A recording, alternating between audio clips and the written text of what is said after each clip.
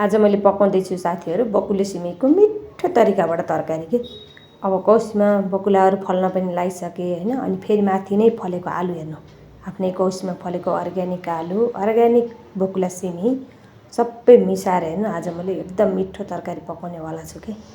हजुरहरूले अन्तिमसम्म भिडियो हेर्नु होला। अनि हजुरहरूलाई नि यस्तै गरेर बनाउन मन लाग्छ अनि मिठो पनि हुन्छ। ल हेर्नु, भर्खर केलाको ताजा ताजा बकुला सिमी चाहिँ केलाएर राख्यो भने कालो हुन्छ, त्यही भएर तुरुन्तै केलाउने तुरुन्तै पकाइहाल्ने हो क्या मैले चाहिँ।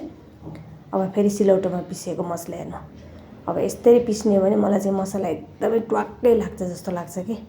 हुन त मिक्सरमा पिसे पनि त्यही हो होइन, तर फेरि मलाई चाहिँ सिलौटोमा पिसेको मसला यो बकुले सिमीमा राखेको अलिकति प्याजका पात पनि हेर्नु माथिको उसमै थिए, यिनी पनि काटेर राखेँ। अनि त लररबर पारेपछि यस्तो मिठो हुन्छ साथीहरू है। आजको बकुला सिमीको तरकारीसँग एकदम भात रुच्नेवाला छ, एकदम मिठो हुनेवाला छ कि। एक छिपछिपे रस राख्नुपर्छ, धेरै पातलो पनि होइन।